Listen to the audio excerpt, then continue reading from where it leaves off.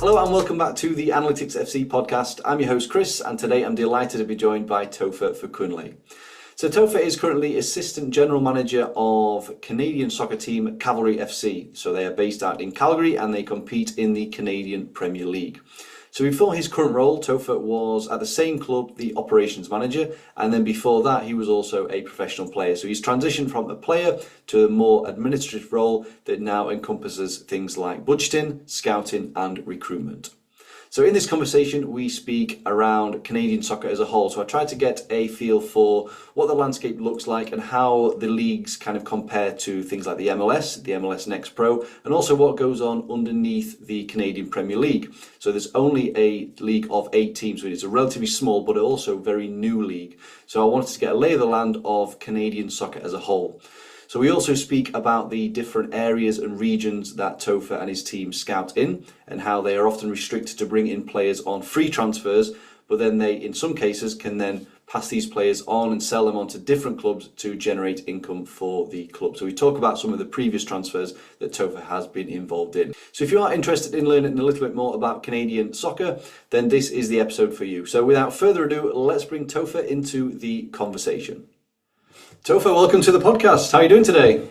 Good, thank you. Thank you very much for having me, Chris. No, perfect. I'm looking forward to hopefully learning more about the Canadian football landscape or soccer. Forgive me if we're going to call it football today. So, and you know, I really enjoy having these conversations with people like yourself. The fact that you are literally on the other side of the world and we get to just talk about football and kind of building squads and scouting. So I'm really excited and looking forward to getting into it. So what I will do, Tofa, is I'll pass it straight over to you. So I'll let you give yourself an introduction in terms of who you are and what you're currently doing in football. Yeah, well, again, thank you for having me. My name is Tofa Fakunle. I'm the assistant GM here at Cavalry FC in the Canadian Premier League. I've played football all my life. I've been very lucky to live all over the world. I grew up in Nigeria, lived there till I was 5. Then I moved to Holland, lived there for 5 years, and that's where, I really developed the love for the game, more so. And then I moved to Scotland, Aberdeen for about 2.5 years, and then moved to Calgary, Canada. And I've lived here now for basically 20 years. So, you know, Cool. it's home Yeah. for sure. When it comes to just like football and et cetera, et cetera, I grew up here playing at the highest levels here. And went the university route. And then, the Canadian Premier League was starting and tried to play in the first year, but we'll get into what the league is really for, Yeah, but yeah. it played a part in the role as to why, I decided to just start the transition early. Yeah, definitely. So that transition, you mentioned you played. Were you playing when you were in those other countries? So you said Holland, Scotland. Were you playing as you were growing up then throughout those countries as well? Yeah, for sure. The story goes that I've always had a ball in my hand. So, as a kid growing up and going from there, I had that. And yeah, in Holland, I was part of the infrastructure there is just fantastic. Yeah. And the changeover from growing up playing in Holland and then the switch over to Aberdeen, the football and the way that the countries perceive football are so different. But yeah, I've been playing ever since. Yeah, nice, perfect. So that transition then, because you are still you're younger than me. How old are you, Tofa, by the way? I'm turning 30 in November. Okay, so yeah, still Yeah. as a kind of in that kind of GM role, the assistant GM role is very, very young. You've obviously made that transition early. So speak about that transition a little bit more if you can, Tofa, because some people that kind of stop from the playing side, they will go into coaching. I don't know if that was ever a consideration for you, or did you always want to go down the more sort of business organization side of the game? Yeah, I think great question. I think I had to figure it out. I did try the coaching aspect. I've always coached while I was playing as a younger age and thought, okay, this is an avenue that I would like to explore and really go from there.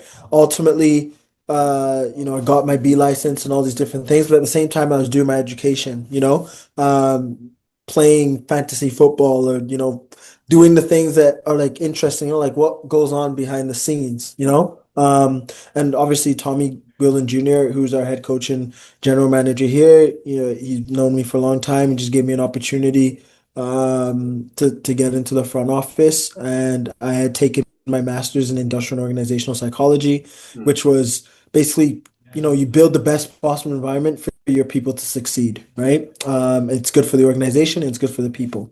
Mm. So just that kind of background and then being involved in sport, I felt, kind of probably best prepared me to be to excel in a front office role rather than a coaching role.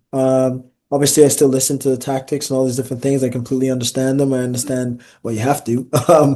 with how we want to play and build and stuff. But yeah, that transition started, after the first Canadian Premier League season, Mm. which and where I felt like, okay, am I gonna try and start building a professional career? Well, North America, that's starting around 24 or whatever the case may be after university. Yeah. It's very different to Europe, right? Yeah. Or am I gonna, use my education and try and get in the game and get involved in a different capacity? Yeah. And I just thought the best decision was to start early rather than later. Yeah, definitely. So the initial one was operations manager and now assistant GM. So that, and you Correct. mentioned Tom. He's English as well. Is the head He is, coach yeah. from He's an England? Englishman, Okay, cool. yeah, So I didn't I yeah. didn't know that initially until just recently when I was doing the research. So in terms of then, let's learn a little bit more about the actual role. Then your role, Toph, as assistant GM. Like, what kind of things are you doing? And I think it would be good for people to hear kind of. Maybe like an average week. Like what have you been doing today? If you weren't doing this podcast with me today, what would a typical day look like for you? Well, let's go back a couple days actually, Mm. because we're in the thick of the transfer window. So, just watching, analyzing, getting data reports, comparing, seeing what our team needs, and going after targets that fit the game model and our needs, to be honest with you. And managing our budget. We have a football operations budget that we have to manage and stick towards.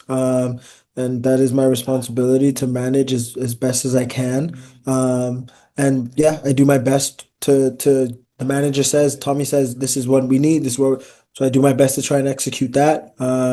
And give him options that he has the final say on, and signs off on. So that's like my day-to-day role in terms of managing our budgets, making sure that we operate from a football operations perspective, operate accordingly, and operate at a high level. Yeah. We just don't want to, get by by doing things. That's not our club mantra at all. We want to be the best at everything we do. So we have very high standards. So I hope I've answered that Yeah, yeah, correctly. definitely, yeah. And I think you mentioned the transfer window there. So how does that work? Again, is it because obviously I'm in the UK. We're kind of the Premier League season is literally starting tonight as we're recording. Yeah, yeah. So Have we're you done recording your after. fantasy team yet? Oh man, I don't do it, Tova. It takes too much time. I gave up many years ago, so yeah, it's too time consuming for me. So, but the transfer window, obviously in the UK ends. I think it's September the 1st. What's it Yeah. like over there? Is that the same thing? Like, do you go by a similar time frame? Obviously, your season's different, isn't it, in terms of the start Yeah. and end?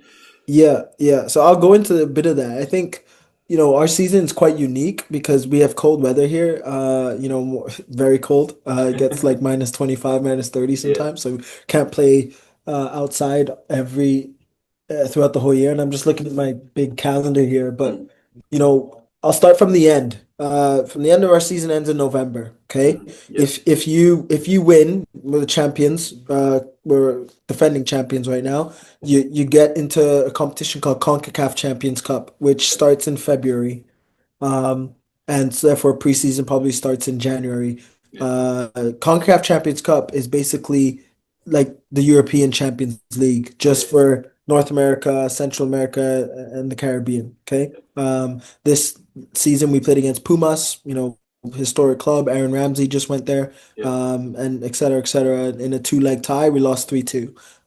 So you have to win and advance, or else it's a knockout. yeah. So, we got knocked out, but our season for the Canadian Premier League doesn't start, our first game doesn't start till April, you know? Okay, So it's a bit of a wait after that first game in February. You have a month and then you go again. yeah, And then the season runs all the way till November 9th or 10th. mm, And yeah, you just kind of repeat, rinse and repeat yeah, and go from there. But one could say if you're in CONCACAF, because you only get two spots, mhm, just like in Europe, you get yeah, four, or in case of the Premier League, sometimes you get five.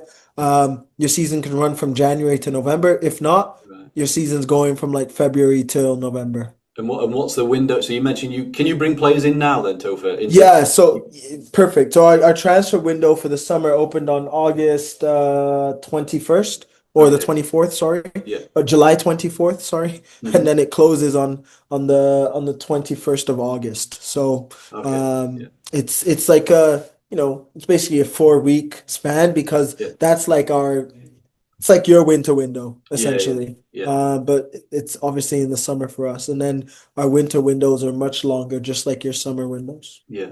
Interesting. So then you mentioned as well, like part of your job is kind of looking at data and things like that. I just want to ask you about data in terms of the general access to data within the Canadian Premier League. I mean, what does that look like? Yeah. Because, I think we're definitely spoilt over here in terms of the data we have for our leagues.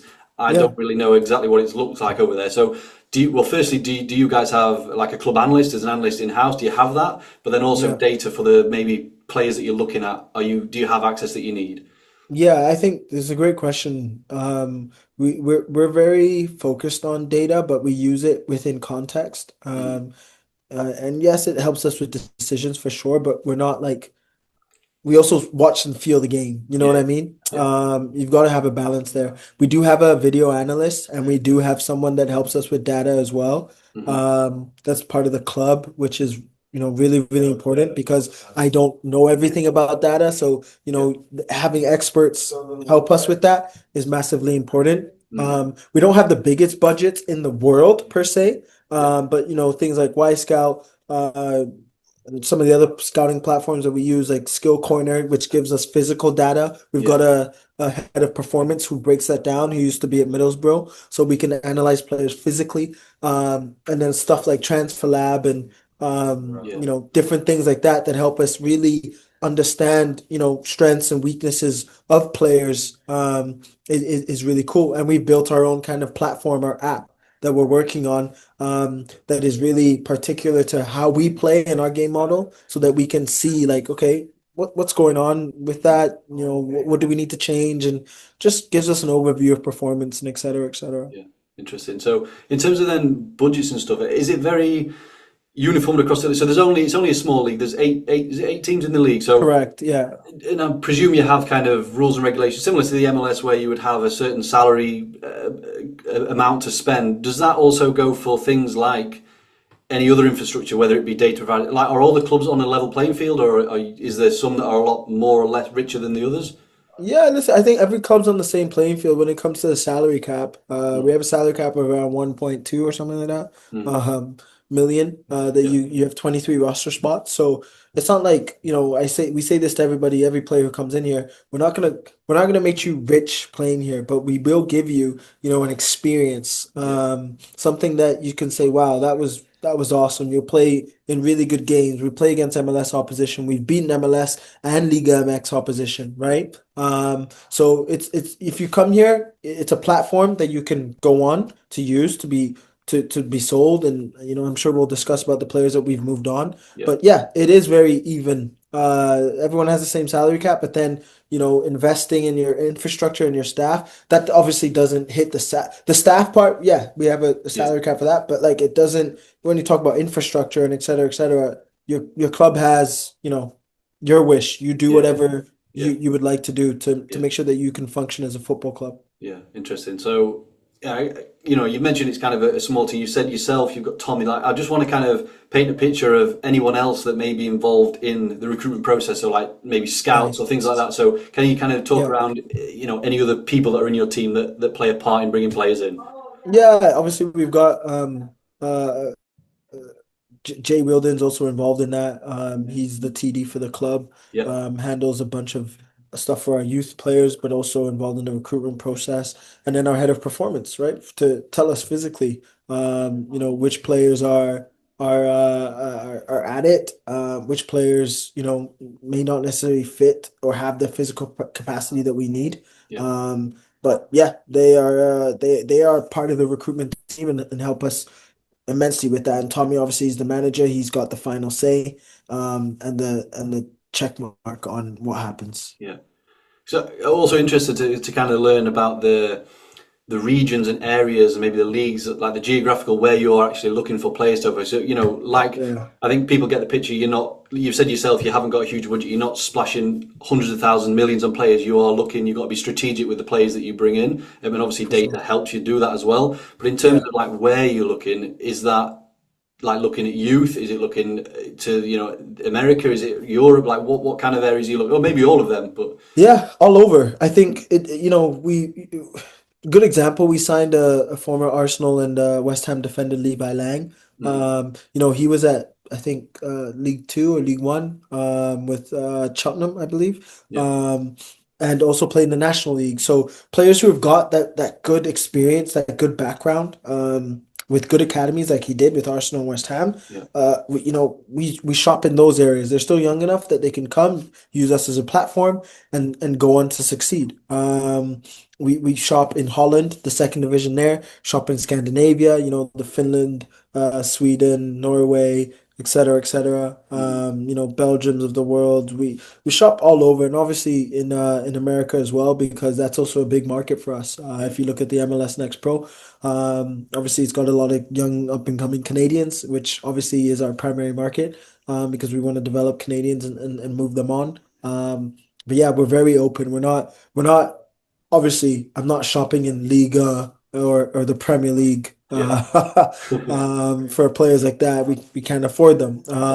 But yeah, we're very strategic and very calculated in where we want to be shopping for players. And I think it shows in our roster. We've got a good mix of Canadians. We've had some Australians that we've looked at before, some mm. New Zealanders as well. And then you got two Dutch players, I know. right? I wrote down a list of all the nationalities before because I was going to come Yeah, to that, but yeah, you've got a whole mixed bag of people from all over. So yeah, we'll definitely come to yeah, that. So, in terms of then just on you mentioned you're not splashing millions and stuff, so you are predominantly, I would imagine, looking for people that you can bring into the club for free, or whether it yeah, be a very very low fee. So in a way, not that I'm saying it makes your job easier, but it kind of just if a player is £500,000, he's out of budget, so there's no point looking at him. So it kind of no, means you're looking at a certain type of player that you can get in the club for free. So it does narrow yeah, your field of vision down almost. So it probably does yeah. help in that way.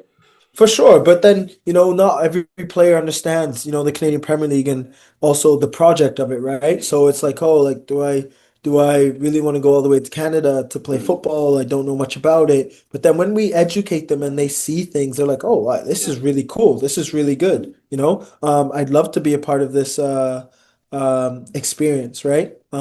So yeah, it does narrow our search quite a bit, mm, and also makes it incredibly tough. yeah, If I'm being honest, right? With our budgets the way they are, we've got to be smart. We've got the salary cap league. You've got to make decisions that will have an impact not only in year one but year yeah, two or yeah, three, right? yeah, So it's a tough one. I always say that if we're able to refine our processes and get them right, which we I think have an outstanding process of that, then we stick to that, it'll help us as we go on and on. yeah.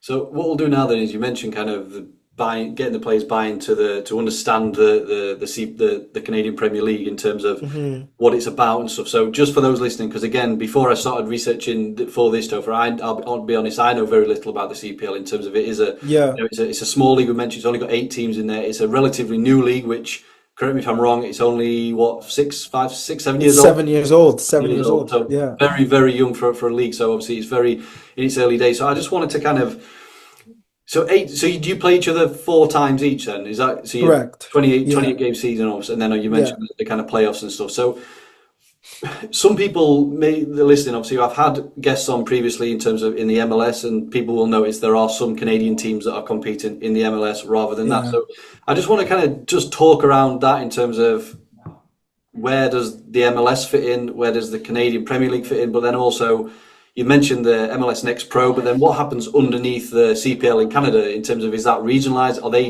they semi-professional at that stage? Just to kind of Hmm. paint a bigger picture of all the leagues that's around there. Yeah, no, I think the footballing landscape is changing quite a bit. It's really, really, really vast, Mm, in an interesting way. Obviously we have the MLS, who's their separate league, and they do things. But also at the end of the day, we have the Canadian Premier League, who's also its own league, right? yeah, And they we're also trying to build the game. The World Cup's coming to Canada, it's Yeah. coming to the US, it's coming to Mexico. So we have to be able to build that. And obviously our national team is growing. We've got some big players in there, right? And we want to be a feeder system for that. In terms of the landscape, I think the MLS is they're well ahead. They've been around for a long time, Yeah. much longer than 7 years. Yeah. And it's a place that we want to get to as well. And we got to put those foundations down to make sure that we can build properly and in a responsible manner. And yeah, listen, they've got world-class players in the MLS. They're selling for millions, and we're also part of the football chain. We've moved players on to the MLS to now represent Algeria, like Mo Farsi. We've moved players on like Joe Waterman, who's part of the Canadian men's national team, Victor Latorre, et cetera, et cetera. That's something that we've been very good at. In terms of Canada, the foundational piece, obviously, is the Canadian Premier League, and then everything after that, it's semi-pro. We have, and they're done in regions. So we have League One Canada, and obviously we've got League One Alberta, which is our region where our second team plays in. Got League One Ontario, and York and Forge. They've got affiliate teams that play in there. But yeah, everything's kind of like semi-pro, but it's something that we're still figuring out because of how vast our landscape is. Yeah. It's grown quite a bit in the last 7 years, and it's becoming that that second league, just like MLS Next Pro is, but we've still got steps to go to get there. Yeah. So you mentioned your second team then, Tofa.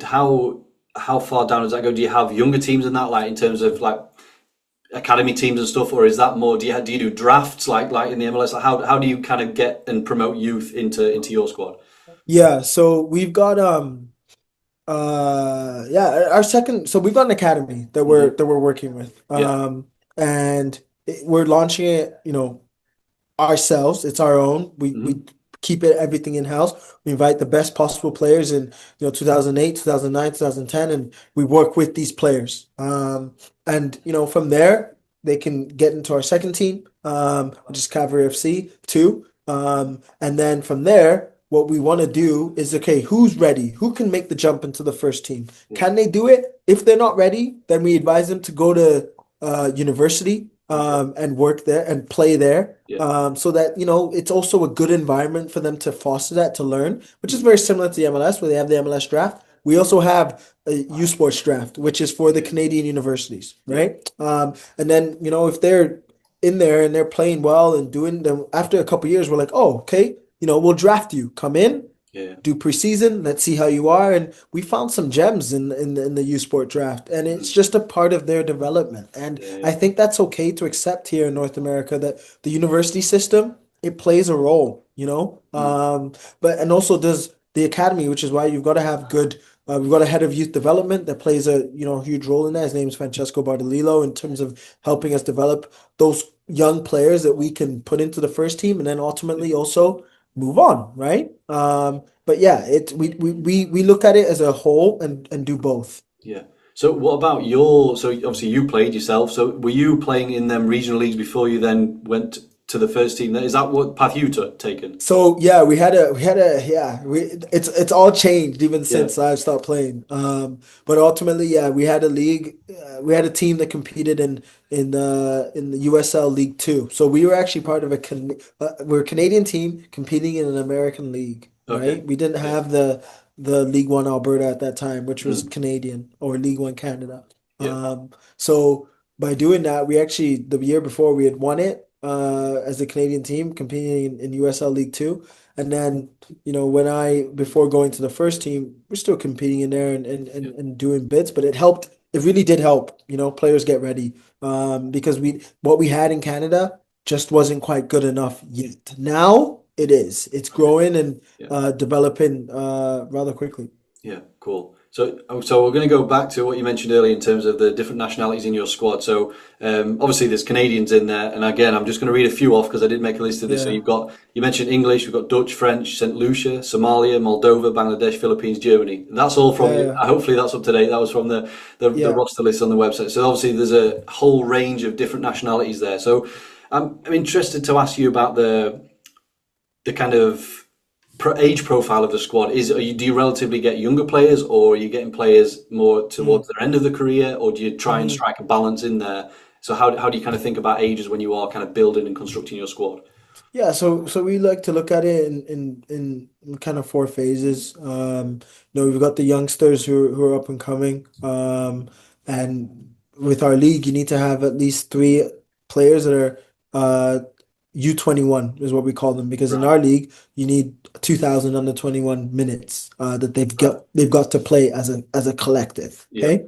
Um, and then yeah, we like to look at the ones that are kind of like in the middle of their careers, really growing, and putting their best foot forwards.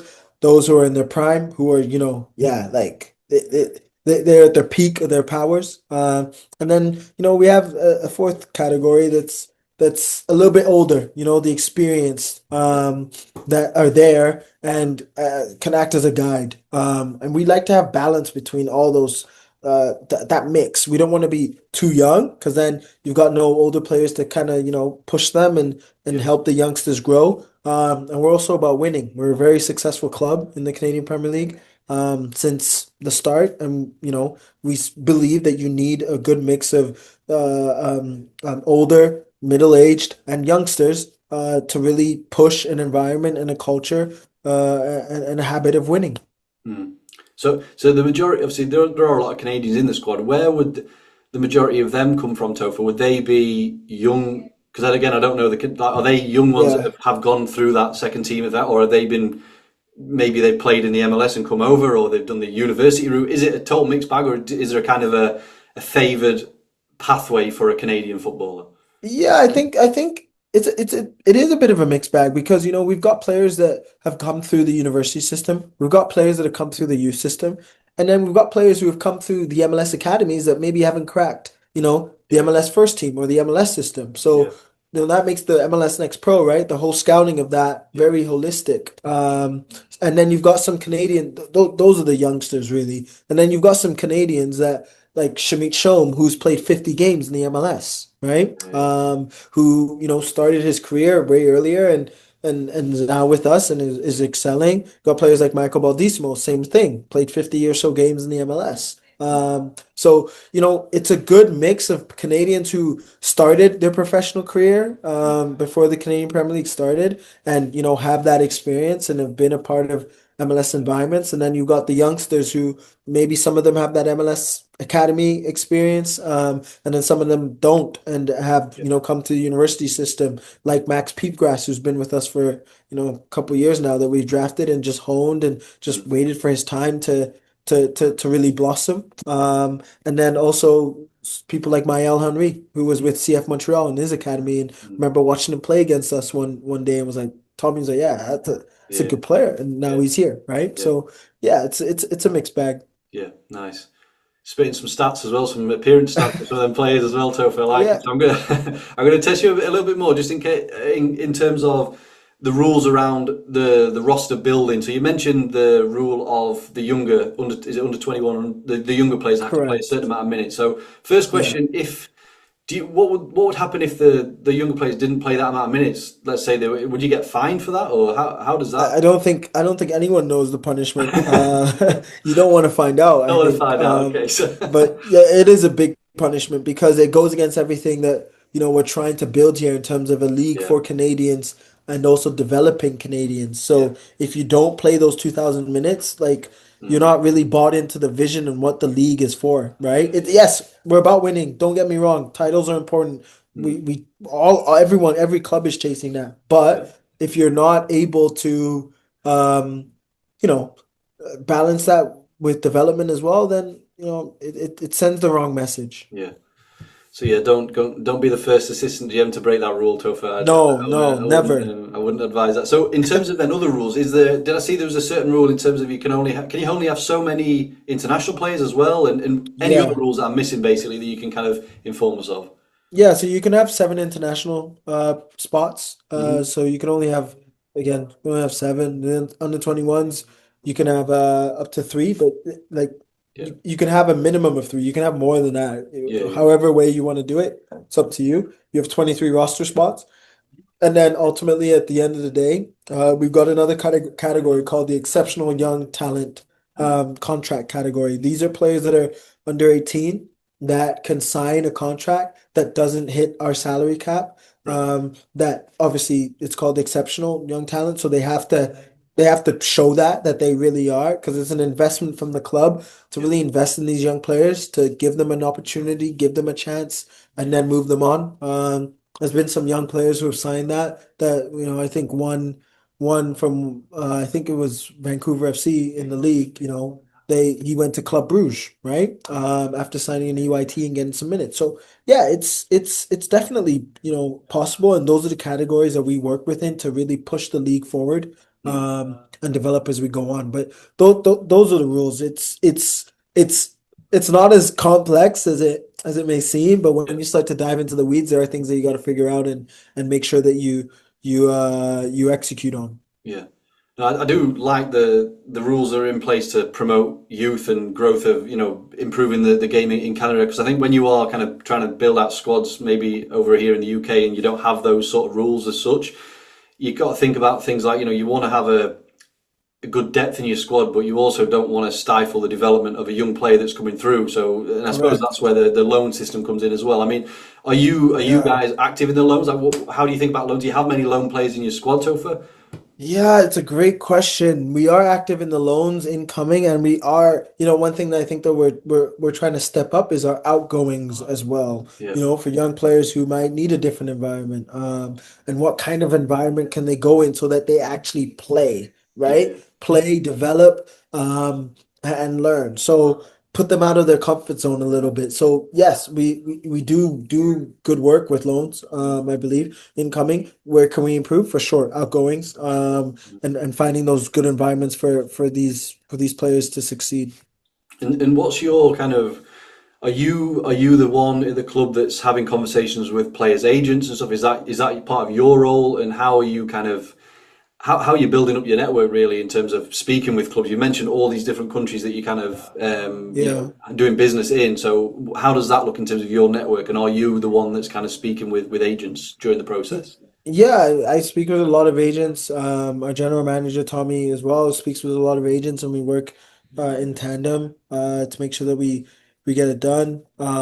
So yeah, it's a lot of clubs that we meet and we build, our network with. Like for example, Levi Lang. We attended the Transfer Room Summit. I believe that was in March or Mm, so. Yeah, in Berlin. And I met Colin Cole. I know I asked him about Levi, mm, West Ham. Those face-to-face interactions are great, yeah, right? I met a bunch of other people as well, that help with our vision, and also, our connections, right? Our networks, yeah. for what we want to build as a club. So, those face-to-face meetings are good. But yeah, that's part of my role in terms of recruitment. It's heavily based in recruitment, and those day-to-day conversations. I'm sure I've got, agents texted me saying, "Hey, like what's going on," or whatever the case may be, or trying to catch up. So Yeah. yeah, Nice. How was Berlin, by the way? Do you enjoy it? It's a good city.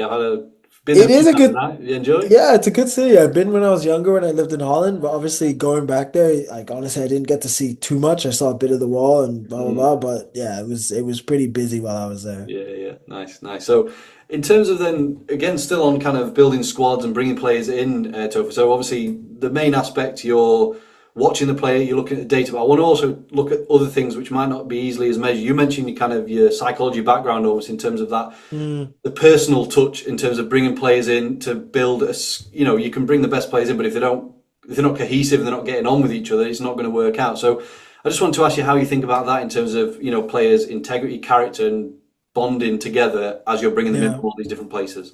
Yeah, I think listen, we ask a lot of questions. We have calls like this, Mm, to try and get to know the person behind the player, and what makes them tick, what they need more of, what they need less of. We do it in kind of like a two-step process. Normally, I try to ask some questions, and just do an intro call to just feel the person out. I give a report back to Tommy on that, and then Tommy has a call with them, and they get to know Tommy as the boss, as the manager, and yeah, just kind of see if they're gelling and what that's like. But it's a very, very important part of our process because we have to understand them as people first and foremost. We know they love to play football, but if we don't get the person, then we're not going to be able to generate, the best out of that Yeah, individual. yeah, So we're very big on that here. It's a very big part of our culture and understanding that people are different. But we're not here to convert you to how we want you to be. We mhm, have a culture, we have a standards yeah, of how we expect people to behave while they're in this building and in our at our club. And then we see if you fit that and where you are. And I'm really happy to say that everyone that's come to the door at this club, we've had almost 100 players signed for this club. They've mm, been really yeah, good people who left a fantastic impact on not only on the club but also the community of Calgary as well. yeah, yeah. That's good, definitely. So what we'll go to next, Tofa, is kind of we spoke on this channel before about kind of bringing players in and then eventually they're moving on for some profit, whether it's a player Yeah. trading. Like we've already spoke about kind of you bringing in players mainly on free, so like no, there's no fee involved when you bring them in. Are you able to then generate a profit on certain players, or maybe we can talk about some players that you have moved on, and Yeah. is that kind of does that help you? I suppose that helps build your budget if you are able to bring money in for these players. If you can talk about that. Yeah, so every time we sell a player, it doesn't actually add to our salary cap. The salary cap stays the same, Yeah, but it's good for the club, right? yeah, yeah, And the overall business of our football club. But yeah, we sold Victor Lattori to Ross County, sold Joe Waterman to CF Montreal, mm, Gauthier and Tigny to and CFC in Ligue 2, and Aaron Peppo we sold to Luton Town when they're in the okay, Premier League. So those players that we've been able to move on. Gautier's back with us. I think he had a bit of an adjustment in France and it didn't go the way that he wanted to. So now, he's got like Jeremy Doku type characteristics yeah, to yeah, go again, and we fully believe that he has that capability. But Joel is with the national team. Victor's appeared with the national team. He's played a bunch in the MLS. Arabim just got sold from Luton to Plymouth, yeah, which is good. But it just shows that we're part of the football ecosystem, yeah, the transfer market. yeah, And that's important, really, really important for us. Because yeah, well, all those players, we got for free. yeah, And then, move them on for a profit. yeah, And I think it speaks to the development system that Tommy and the coaching staff have been able to really build and implement. And I think it shows again, part of the football world is you need to have a good development system because players aren't just going to like turn it on. Yeah, you got some special traits or whatever the case may be, but you still got to teach them. You still got to hone them. You still got to develop them, especially the young ones, and then give them that platform which our league provides. And then they have to take the opportunity when it goes from there. But yeah, everything that we do has has obviously we haven't bought anyone for a fee. It's mm, turned a profit. yeah. Now that's interesting what you said. You are taking part in the transfer market. Those teams that you said, they're aware of Cavalry. They're aware of the players that and you're obviously doing a good job in developing these players. You're bringing them in, you're making them kind of flourish and perform, and then there are then being noticed from other clubs around the world. So Hmm. yeah, that's interesting. You mentioned there obviously it doesn't increase your salary cap, but all that profit would be then going back into the club for you to then spend on other things at the club in terms of whether it is infrastructure or these things like data providers and kind of platforms such as to help you with the scouting, I would presume. Yeah, it for sure. It does help. It does go into it and definitely contributes to the overall business plan Mm, that we try and develop. So yeah, it's obviously when we sell a player, we're part of that. It is a good boost for the football club. yeah.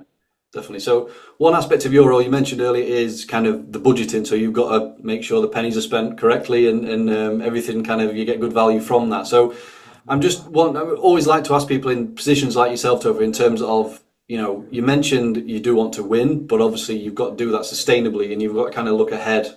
It's not just Yeah. about this season, it's about, developing for the next few seasons. So how do you kind of think about long-term thinking when you are building these squads and also Yeah. managing the budgets and constraints that you have to stick to as well?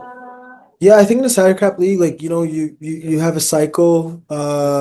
Each team that you put together has a cycle that you kind of say, okay, what is the lifeline of this team, lifespan, right, Yeah, of this team, yeah, and how far can we go with it? Can you have the same team for 5 years? Can you have the same team for 6 years? Or is it just 3 years? These are things that are ultimately determined in terms of our strategy, and I won't give too much away. But at the end of the day, it is the salary cap league um, makes you work, I think, a lot, very hard, Yeah. very hard, because you don't have the pick of the span to pick from, right? But at the end of the day, in terms of a budget plan, a business plan that we always put together and merge all aspects of the club, from the commercial side to the football operations side, to say, okay, how can we work together here to make this sustainable, good for the city, and et cetera, et cetera. It Mm. has to be done collaboratively, so that commercially they can understand what, football wise, we're trying to do on the pitch, and football wise, we can understand what the commercial goals are. Yeah. We're one club, right? I know it sometimes can seem like, two different aspects, but one thing that we try and preach is, yeah, there are two different things, but this is one club, and it's feeding everything. Yeah. Yeah. It's so important. So, budget meetings, things like that we look at and discuss. Yeah, we stay on top of it, because we don't want to be just splashing money left, right, and center. No, we have to be fiscally responsible, Yeah. while also understanding the objectives and achieving objectives. Yeah. So in terms of then planning maybe 2, 3, 4 years ahead and just going to contract length. So again, just comparing it to over here in the UK with the Yeah. PSR rules that everyone seems to want to bend every time in terms of its 8 year contracts and things like that. So is there a typical kind of contract range that you guys go for and offer players? Would it be, I presume it's not as long as that, but are you kind of doing it more short term, or are you doing the 2, 3, 4 year contracts?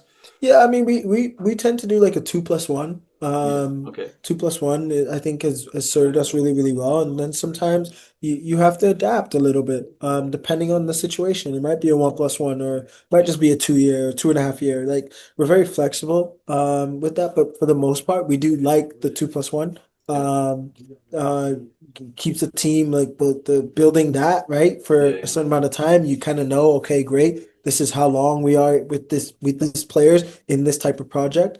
And Mm. then when it's time to rebrand and go again, you can shake it up a little bit. But Yeah. yeah, I think we're very much, definitely 5 year plan. We always look at that and say, okay, where do we want to be in the next 5 years? We're here right now. How are we going to go and do it? But it's very, very, very concentrated. We don't like to look at it just year to year, because then you're always chopping and changing. Yeah, yeah. So do you have players in the current squad now, Topher, that have been there for a long time? Like, are they young Yeah, players? we got players that have been here since the start of the club. Oh, okay, cool. So it's been really cool to see. We got players who have been here for, 4 years or so. Yeah, It's yeah, been really good to see. So for the most part, the bulk of our team has been here.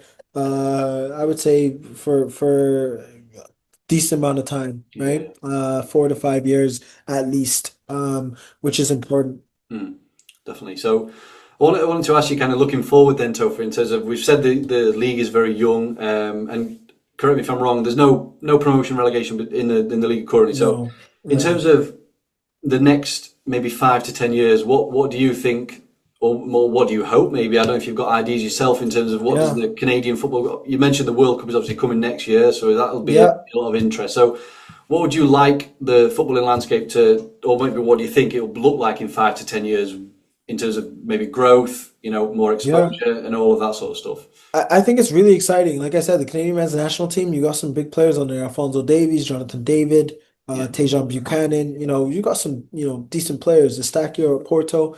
And it's been good to see Moise Bambito at Nice. yeah, yeah, So, you know, we're expecting the World Cup to have a lasting impact on this country, and on this league. So I imagine expansion. Some teams will come into the league, will continue to grow, and go on and on. So I think it's going to be a fantastic ride to be a part of, and I think people should really be interested in what's happening in Canada. There are talented players everywhere, and if you are smart and understand, the processes and how to do things, and you get involved with the right people, I'm sure that you'll be able to find talent and yeah, use it. Look at Atletico Madrid.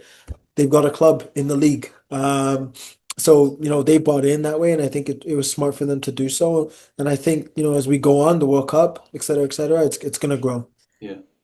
Definitely. So, I mean, it's Yeah. such a, obviously, like you said, it's a vast country, and to only have a league so far with 8 teams, there's definitely room for it to grow. And so, those 8 teams, are they split? How is there certain kind of states, or is it provinces in terms of that don't have a team Yeah. then? So, I suppose they're ready for one, really, I would say. I think so. I think the most glaring one is the French-speaking one in Quebec. They are, talented players in that Mm. region. Yeah. And ultimately, I think them having a team, would really add to the atmosphere of the league, add to the quality of the league. So I think there's all the other regions as well. You think Mm. of like the Kelownas in BC, and other regions. But I think definitely the room for growth and the hunger for growth is there, and let's see where it goes. But Yeah. I'm sure the league office is busy with that and tackling that as we speak. Yeah, definitely. So that you mentioned that the French beat. So that region, just the one that you brought up there, in terms of they haven't got a team at the moment. So the talent that is in that area, is that kind of what all the other clubs will be fighting for? Is that, would you scout there, and that's a kind of free for all to kind of get that talent? Yeah, we've got, I mean, the players from that region are all over the league right now. Mm, We've got one, right? mm, So some other clubs have like three or four. So it's there. You mm, can see it. yeah, And one player that played for us, Mo Farsi, he came from there. He's now at the Columbus Crew. He's played, I guess, close to 100 MLS games. And he's part of the Algerian national team. So, yeah, it's obvious that talent is there. yeah, And they just need to go on with it. yeah. Nice. Two quick fire final questions, Topher. So I Okay. believe you're a Arsenal fan, is that right? Yeah, big Arsenal Big fan. I'm Arsenal a fan. big Okay, so Arsenal fan, what do yeah. you think? Is this the time that you're going to win the? Is this the season you're going to win the league, or what do you I reckon? hope so. I hope so, Chris. Honestly, I think we're due a trophy. But yeah, we've got some really good teams around us, the cities, the Liverpools, the Chelseas. So yeah, listen, I can't take another year of no trophy and getting bantered by my mates and blah blah blah. So I'm hopeful this year it's our year. And have you done your fancy team? Have you I got have. I who's so have. can you tell who's your captain then, Topher? Can you say that or no? You, I can't say that. I can't say who my captain is. But let's get through the first 6 weeks of the season, and then if we're still talking, I'll let you know who my captain is. Perfect. Well, that's everything, Topher, that I wanted to go through. I really appreciate your time. It was good to, like I said, learn going into this. I didn't know much at all about the landscape of football, soccer in Canada, so it was good to hear it from someone that's involved day to day. So really enjoyed the conversation. So is there anything else before we kind of wrap it up, Topher, that you wanna bring up, shout out, anything at all? No, I just want to thank you for the opportunity. Thank you for helping us to spread the word about Cavalry and also the Canadian Premier League. And yeah, I think for anyone listening, it's a good opportunity. It's a good league to be involved on. We've got a great platform that players can come to express themselves and see where they go with their careers. Awesome, brilliant. Well, thanks again for your time. Enjoy the rest of your season, and good luck with Arsenal. See, I'm a Sunderland fan, you see, Topher, so we're not Oh, raging this year. wow. So Well, you got Xhaka, right? yeah, So Jack. hopefully he Yeah, gives you yeah, something, yeah. right? Definitely. So yeah, hoping for a good season. But brilliant. Thanks very much, Topher. You take care, and I hope to catch up soon. So that's been the Analytics FC podcast. So thanks again for joining us. So if you have enjoyed this episode, please do like, follow, subscribe, and we'll be back next month with another podcast with Analytics FC. Bye for now.